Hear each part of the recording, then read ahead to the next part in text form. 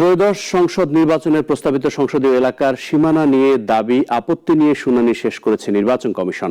শেষ দিনেও শুনানি কার্যক্রম নিয়ে মিশ্র প্রতিক্রিয়া জানায় আবেদনকারীরা। আগের অবস্থায় সীমানা বহাল রাখার দাবিও জানায় কেউ কেউ।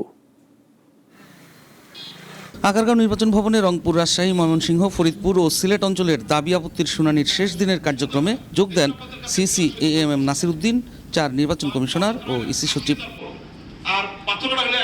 শুনানির প্রথমার্ধে রাজশাহী, রংপুর নিয়ে মিশ্র প্রতিক্রিয়া জানায় রাজনৈতিক নেতৃবৃন্দ সহ স্থানীয় জনগণ। সিরাজগঞ্জ সদর থেকে আমাদের সোমগাছা ইউনিয়নটা মাত্র 2 কিলোমিটার থাকে, আর যেখানে আমাদের ঢুকে দিয়েছিলেন সেখানে হলো 18 থেকে 20 কিলোমিটার থাকে।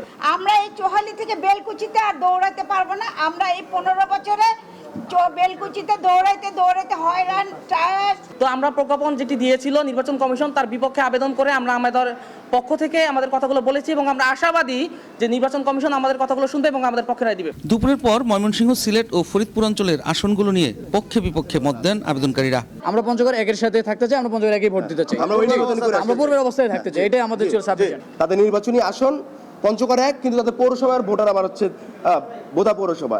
এই সমস্যা নিষ্পত্তির কারণে আমরা আজকে এসেছিলাম নির্বাচন কমিশনে। বেড়া এবং সুজানগর নিয়ে পাবনা 2 আসন হতে হবে এবং শুধুমাত্র সাতক্ষীরা উপজেলা নিয়ে পাবনা 1 আসন হতে হবে। এবার 300টি আসনের মধ্যে 39টির সীমানা পরিবর্তন আনার প্রস্তাব করেছে ইসি, কিন্তু নানা দাবি আপত্তি নিয়ে 83টি আসন নিয়ে শুনানি করে নির্বাচন কমিশন।